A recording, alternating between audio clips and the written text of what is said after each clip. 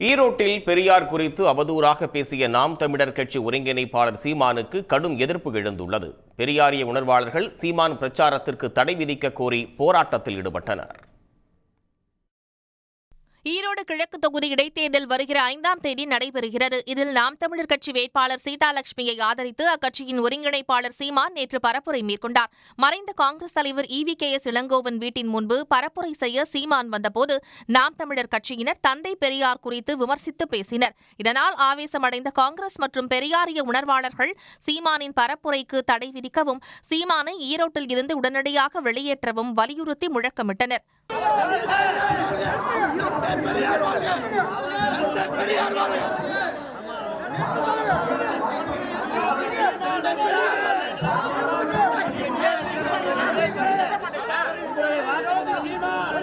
தந்தை பெரியாரை பற்றி பாசிச சங்கிகளுக்கு விலை போய் கொண்டு இலங்கையின் கைகூலியா செயல்பட்டுக்கிட்டு பணத்தை அங்கிருந்து வாங்கி இங்க அரசியல் செய்துட்டு பிரபாகரன் என்ற ஒரு தலைவருக்கு கூட இல்லாத ஒரு பொய்யை சொல்லிக் கொண்டு இன்றைக்கு தமிழ்நாட்டில் அரசியல் செய்து கொண்டிருக்கிறார். இதைத் தொடர்ந்து ஈரோடு சூரம்பட்டி 4 சாலை சந்திப்பில் நடைபெற்ற பொதுக்கூட்டத்தில் பேசிய சீமான் தந்தை பெரியாரை பற்றி மீண்டும் விமர்சித்து பேசினார். சீமானின் வரம்பு மீறிய பேச்சுக்கு பெரியாரிய உணர்வாளர்கள் கடும் எதிர்ப்பு தெரிவித்துள்ளனர். நாங்கள் சொல்வது பெரியாரை விமர்சனம் செய்வதை நாங்கள் தவறாக நினைக்கல.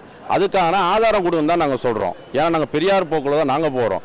இன்னைக்கு வந்தாங்க, அதாவது பர்மிஷனே இல்லாத இடத்துல நின்று பிரச்சாரம் பண்ணாங்க. அது ஒரு பெரியாரனுடைய பேரன் EVKS இளங்கோவன் அவர்களுடைய இல்லத்தின் முன்பாக நின்று அவரையும் கொச்சையாக பேசி பெரியாரையும் கொச்சையாக பேசி பிரச்சாரம் பண்ணாங்க.